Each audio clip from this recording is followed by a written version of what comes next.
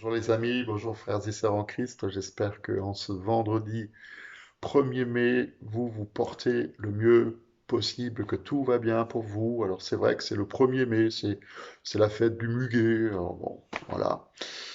C'est aussi la fête du travail. Et c'est un peu bizarre de dire ça. C'est un peu paradoxal de croire et de penser que c'est la fête du travail alors que tellement de gens sont enfermés, confinés chez eux et que on est pour beaucoup de personnes en inactivité. Mais ça n'empêche pas de prendre ce jour aussi comme un cadeau, comme tous les jours qui passent. C'est un cadeau que le Seigneur nous fait de savoir qu'il est là avec nous. C'est un jour férié, mais lui, il n'est jamais en vacances. Et je vous ai rappelé il y a quelque temps dans le psaume 121 qu'il ne dort pas, il ne somnole pas, celui qui garde ta vie, celui qui veille sur toi. Et c'est bon pour nous de savoir qu'on a un Dieu qui nous entoure et qui ne nous abandonne jamais, qui est toujours avec nous.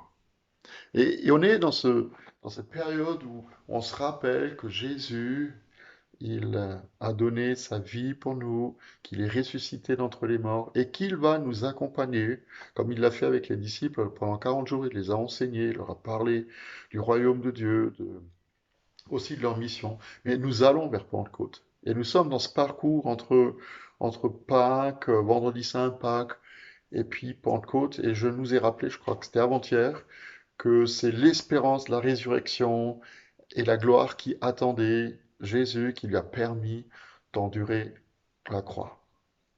Et je ne sais pas si on peut réaliser ce que ça veut dire pour lui, ce qu'il a dû endurer, le supplice que ça a dû être pour lui d'endurer la croix. Il y a des années en arrière, il y a quelqu'un qui s'appelait Mel Gibson qui avait fait un film sur la passion de Jésus et sur la mort, ça s'appelait La Passion d'ailleurs.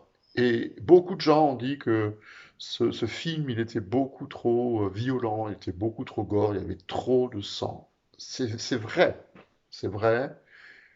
mais peu importe, parce qu'il voulait juste montrer une chose, c'est que l'épreuve de la croix, pour Jésus, ça a dû être terrible. Ça a dû être des souffrances indicibles. C'est quelque chose qu'on peut même pas décrire. Et pas seulement la souffrance physique qui était la sienne, parce que c'est une mort horrible, paraît-il, mais c'est aussi euh, la souffrance de savoir que le Père a détourné son visage de lui pendant un instant et qui s'est chargé de toutes les ténèbres du monde et de tous les péchés de tous les hommes, de tous les temps. Ça a été terrible. Mais il y a une raison derrière laquelle il est mort, et il y a une raison pour laquelle il est ressuscité, il y a une raison aussi pour laquelle il veut nous donner son Saint-Esprit. La parole dit que c'est à cause de l'amour que Dieu a pour nous que Jésus a pu porter la croix. Et Jean écrit dans sa première lettre au chapitre 4, et c'est juste un exemple, hein, il y aurait plein d'autres références dans la Bible que je ne vais pas partager avec vous, parce qu'on n'a pas le temps évidemment dans notre format un peu réduit, mais Jean écrit dans sa première lettre au chapitre 4, le verset 9, il dit, voici comment l'amour de Dieu s'est manifesté envers nous, c'est que Dieu a envoyé son Fils unique dans le monde afin que par lui, nous ayons la vie. Et cet amour consiste non pas dans le fait que nous avons aimé Dieu, mais dans le fait que lui, il nous a aimés et il a envoyé son Fils comme victime expiatoire pour nos péchés. Alors pour expliquer ça de manière plus simple, Jean, il dit la chose suivante, il a prouvé son amour envers nous en laissant mourir Jésus à la croix à notre place. Et il y a une traduction anglaise qui s'appelle The Message, qui dit de la façon suivante, alors c'est traduit de l'anglais en français, hein, donc voilà, vous m'excuserez, mais il a envoyé son Fils comme un sacrifice, donc Dieu a envoyé son Fils comme un sacrifice pour nous désinfecter de nos péchés et les dommages causés dans notre relation à Dieu.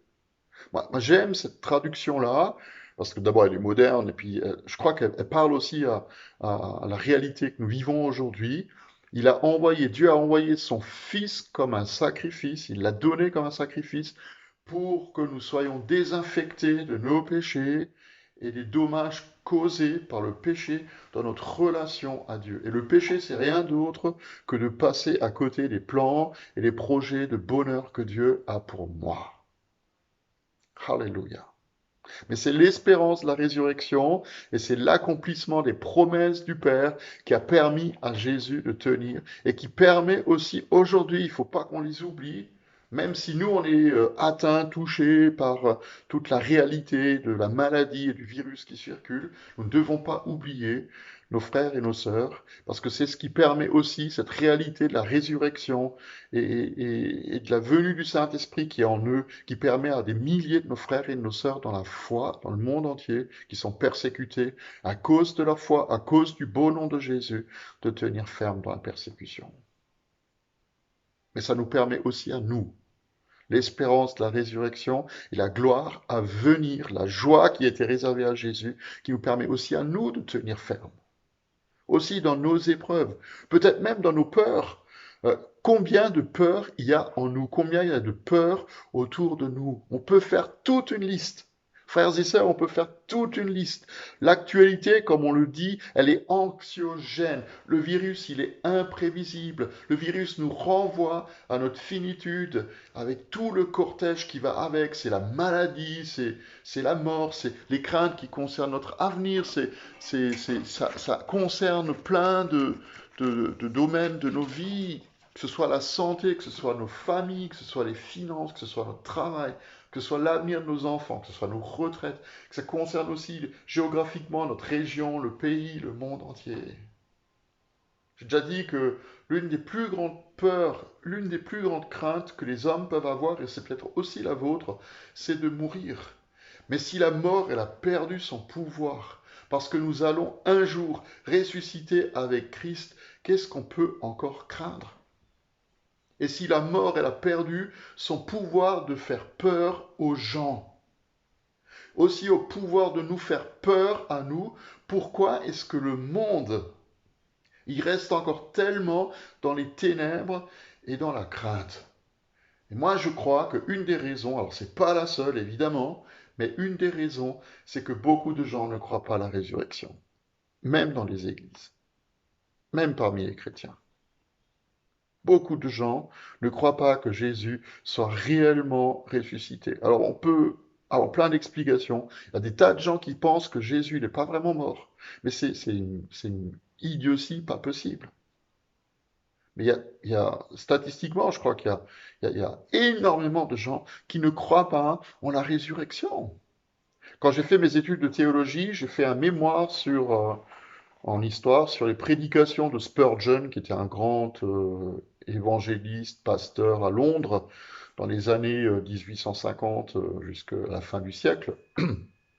Et il avait une grande église au cœur de la ville de Londres avec plus de 5000 fidèles tous les dimanches. Et tous les dimanches, il avait entre 5 et 8 cultes. Ça, c'est le rêve de pas mal de pasteurs ou de prêtres. Et Spurgeon, il a écrit la chose suivante. Il a écrit un jour dans une prédication, il y a peu de chrétiens qui croient en la résurrection. Et quand j'avais lu ça, je me suis dit, mais ça doit être mal écrit. Ben non, c'est bien ce qu'il a dit. Il y a peu de chrétiens qui croient en la résurrection. Croire que Jésus est ressuscité et que nous aussi, un jour, on va ressusciter avec lui, c'est pas juste dire une confession de foi qu'on peut réciter devant une tombe, ou c'est pas non plus à notre esprit humain d'adhérer à un concept théologique. Paul y décrit dans la lettre aux Romains au chapitre 10 que c'est en croyant du cœur que nous serons sauvés. C'est pas en croyant avec notre tête tout d'abord, en tout premier, c'est en croyant du cœur qu'un jour nous serons sauvés. Parce que si nous croyons du cœur que Jésus est mort, que Jésus est ressuscité, que Jésus nous donne son Esprit Saint, ça va changer notre perspective d'avenir. Rien ne sera plus pareil. Et nous pouvons, frères et sœurs, dans la réalité de ce qui nous entoure, nous accrocher à cette vérité-là et prendre pas mal de recul à ces situations anxiogènes qui sont là, à toutes les craintes et toutes les peurs qui peuvent nous habiter. Vous savez que la première peur, c'est pas la peur de mourir, mais c'est la peur de parler en public. C'est étonnant, hein, mais quand même. Alors toutes les peurs, laissons-les au pied de la croix, laissons-les au matin de Pâques dans la tombe, ne repartons plus avec elles, mais laissons-nous fortifier par cette assurance que Christ est mort ressuscité et qui veut nous remplir de son Esprit Saint. Et demain, on va continuer notre méditation autour de ce parcours entre Pâques et puis Pentecôte, et voir qu'il y a des fruits à la résurrection de Jésus que nous pouvons porter. Moi, je vous souhaite un 1er mai béni, en tout cas une fin de journée bénie. Je vous donne rendez-vous demain pour notre temps de méditation. Et puis voilà, soyez encouragés, soyez dans la paix, soyez dans la joie, frères et sœurs, au nom de Jésus.